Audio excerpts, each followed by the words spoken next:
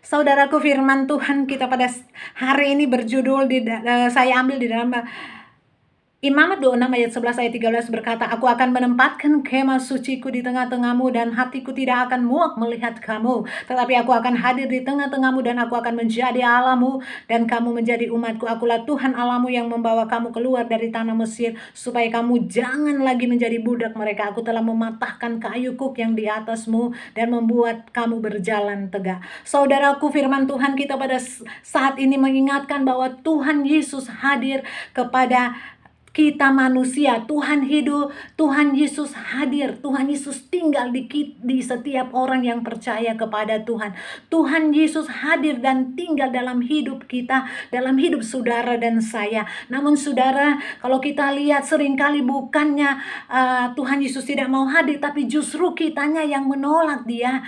Kita mau tenggelam dalam kehidupan duniawi atau kita jatuh di dalam dosa. Sebagai orang percaya, saudaraku, saya dan saudara, kita harus memastikan bahwa Tuhan hadir dalam setiap aspek kehidupan kita, dalam pekerjaan kita, dalam keluarga kita, dalam pelayanan kita. Sebagai orang percaya, kita memastikan bahwa Tuhan hadir, kehadiran Tuhan dalam kehidupan kita akan mendatangkan pertobatan. Yang dulunya tidak mencintai Yesus, ketika Tuhan hadir, dia akan bertobat. Yang kedua, ketika Tuhan hadir, kita akan mendapatkan berkat jasmani dan rohani. Yang dulunya tidak ada Tuhan, makanya kita tidak mendapatkan berkat rohani dan jasmani. Ketika Tuhan hadir dalam hidup kita, maka berkat rohani dan jasmani mengalir di dalam kehidupan kita. Kita baca dalam Lukas 5 ayat 1-11 dikisahkan tentang Simon Petrus dan kawan-kawan melihat mujizat berkat yang luar biasa karena mereka berhasil menangkap sejumlah ikan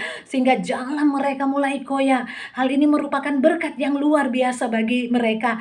Tuhan mau agar kita menerima berkat jasmani dan rohani dalam hidup kita. Bagaimana tentu cara kita menerima berkat rohani atau berkat dari Tuhan?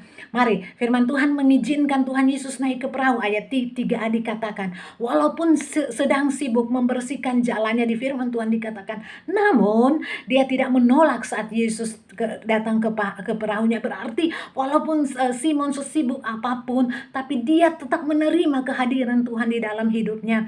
Di ayat di sini mengizinkan, di situ dikatakan mengizinkan Tuhan Yesus naik ke dalam perahu, berarti mengizinkan agar Yesus datang menjadi kekuatan pegangan hidup daripada Simon. Dan saudara yang kekasih dalam Yesus Kristus, di situ dijelaskan juga dalam ayat 3b, menerima pengajaran firman Tuhan. Tuhan Yesus memberitakan pengajaran firman Allah kepada banyak orang dan mereka menerima pengajaran akan firman Tuhan itu. Saudaraku, saat-saat ini marilah saudara dan saya lebih banyak membaca dan merenungkan akan firman Tuhan daripada kita mendengarkan hal-hal yang negatif, hal-hal gosip yang menggoyahkan iman kita. Saudaraku, di ayat yang kelima dikatakan bahwa mentaati firman. Simon taat kepada Tuhan untuk bertolak ke tempat yang dalam, kemudian menebarkan jalannya. Mari saudara dan saya lebih lagi datang kepada Tuhan, lebih datang lagi di hadirat Tuhan, karena saudara dan saya harus tahu bahwa hadirat Tuhan di situ banyak hal-hal yang secara supranatural kita tidak tahu. Banyak mujizat Tuhan yang akan terjadi saat kita datang di hadirat Tuhan. Saudara yang kekasih di dalam Yesus Kristus, ayatnya yang ke-6 yaitu tindakan iman. Di situ dikatakan Simon bertindak dengan menebarkan jalannya sebagai bukti bahwa dia percaya bahwa Tuhan Yesus, iman Tuhan Yesus. Jadi iman harus, di sini dijelaskan bahwa iman kita harus disertai dengan perbuatan. Jangan cuma punya iman tapi tidak melakukannya. Saudara, di saat ini percayalah bahwa Tuhanlah perlindungan kita di dalam Mazmur 91.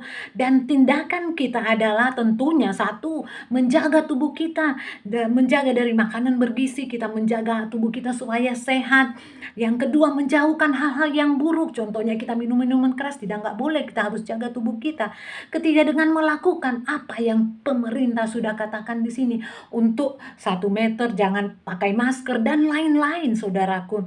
Jadi saudaraku, penutup saya saat ini, hari-hari ini, di saat kita stay home atau saat-saat ini COVID-19, biarlah pesan saya untuk saudara dan saya bahwa Jika Tuhan hadir di dalam kehidupan saudara dan saya, maka saudara dan saya akan melihat berkat-Nya dan pemeliharaannya setiap hari. Jadi, jika Tuhan hadir dalam hidup kita, maka kita akan melihat berkat-Nya dan pemeliharaannya setiap hari.